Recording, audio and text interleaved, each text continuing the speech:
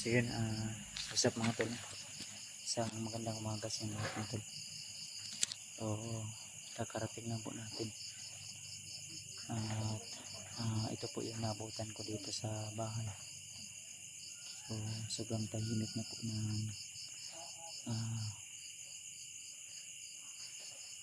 bahay ngayon. Dahil konti na lang po yung mga nagbibigil. So, yun. Ito tayo ngayon sa labas ng bahay mga tol.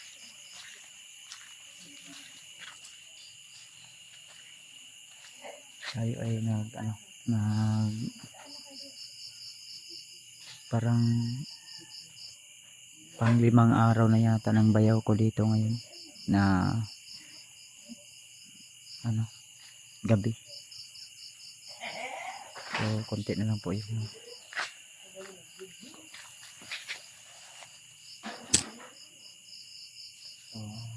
baka yung mga video natin na delay, baka di natin ma-upload pa sa ngayon dahil gawa ng baka mabisi tayo dito dahil marami pa tayong i-process sa pangangailangan namin.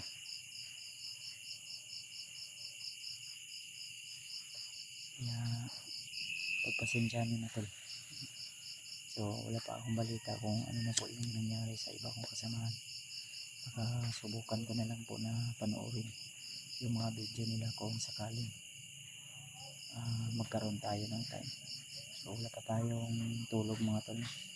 Nakarating ako dito kasi mga nasa alas 2 na lang gabi. So ngayon ay malapit na pong alas 4 ng umaga. Kaya medyo inaantok na rin ako. Sa lahat ng mga silent viewers natin dyan, mga Kuya Bas and Pinjor Fanatics, nagilag shout out sa inyo mga tol.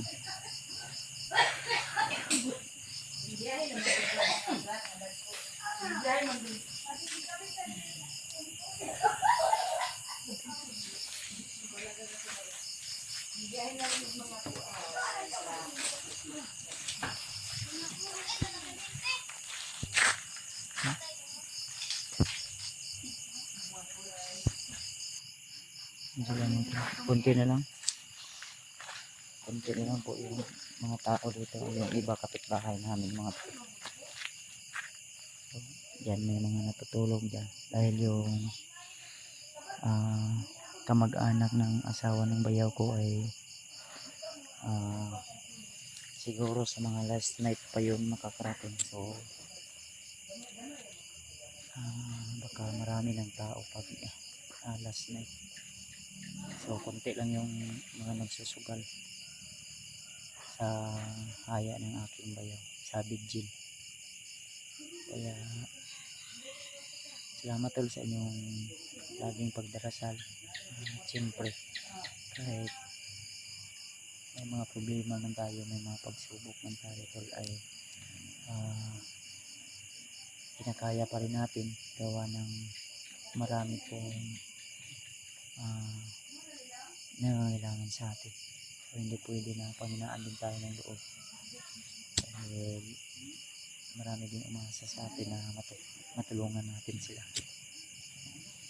Kaya so sa mga nagtatanong kung ano po yung dahilan na pinamatay ang aking bayaw,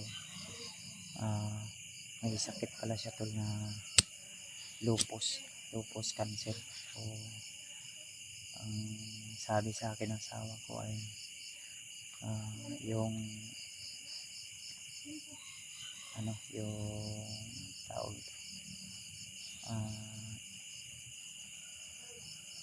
sa dugo na sakit niya, parang madumi yung kanyang dugo. Kaya yun, hindi na naagapan dahil lumala, nag-trigger na at naging complicated na. Kaya yun, wala tayong magagawa dahil alam nyo naman dito sa mundo tayo ay pansamantala lamang. Kaya medyo masakit man isipin na isa sa pamilya ng asawa ko ay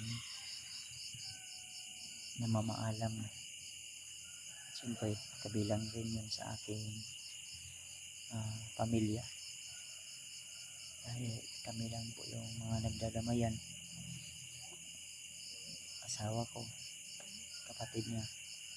So lahat kami ay magkakaisa na sa isang pamilya niya ay pamilya ko na rin, kaya nakakalungkot man, pero ako po ay nagpapasalamat pa rin sa mga taong hindi nagsasawa na suportahan ako, syempre sa lahat ng mga taong nagsishare ng mga blessing mga tol. So salamat sa inyong lahat, sa inyong laging pag-share ng blessing, syempre pagdarasal para sa kaligtasan ko, kaligtasan ng aking pamilya. Kaya thank you so much tol. So kung saan man yung mga kasama ko ngayon, lalo na yung kapatid ko si Rimat, sila Jenry, Julius, sana kung si Julius kung saan man siya ngayon ay sana ay maligtas na rin siya nila Rimat, dahil ako talagang emergency yung pagbaba ko mga tol. Hindi ko talaga in-expect na mangyayari to sa taon na ito. So nandun pa ako sa bundok ay alam ko na yung kapatid ng asawa ko ay talagang nagkaroon ng matinding karamdaman at gusto ko na sanang bumaba, pero mas pinili ko yung tulungan yung aking ibang kasamahan, kaya ngayon lang tayo nakababa mga tol. So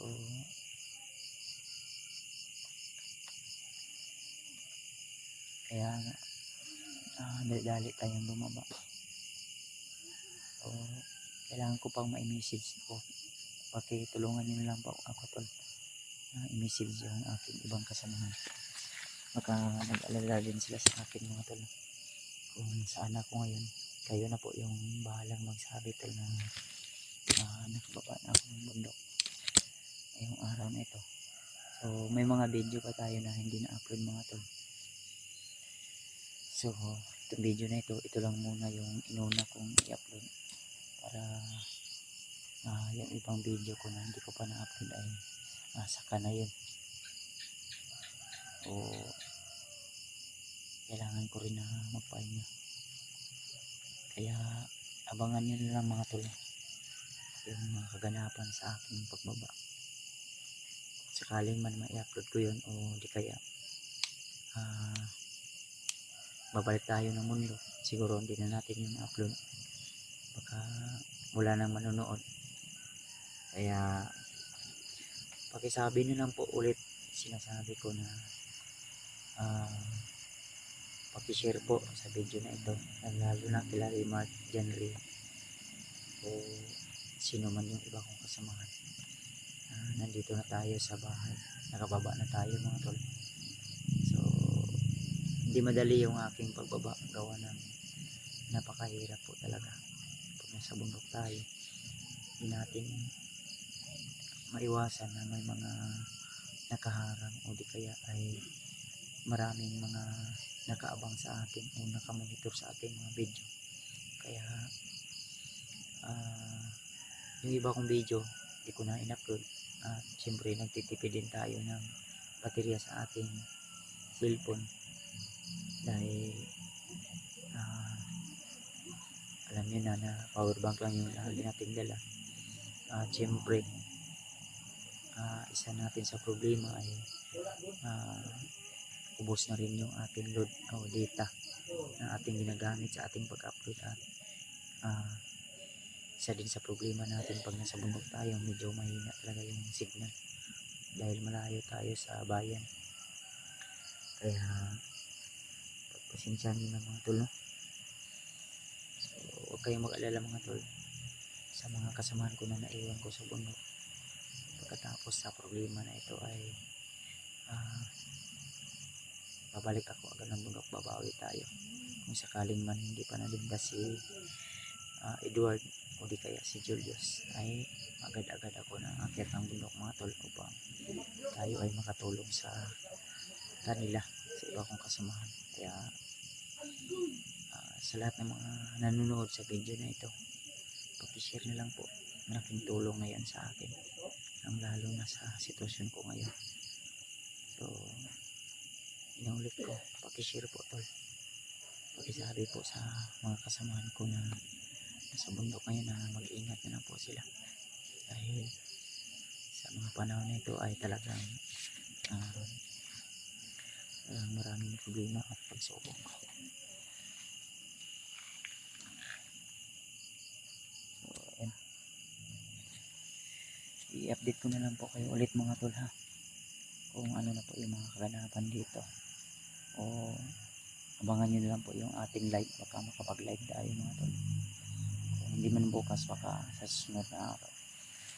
So bye muna for now mga tol. So God bless sa atin lahat. Lagi nyo lang tandaan mga tol na mahal na mahal ko po kayo. See you the next video, see you the next shout out. God bless sa atin lahat. Lagi nyo lang po tandaan na mahal na mahal ko po kayo. So bye bye muna mga tol, see you the next video. God bless po.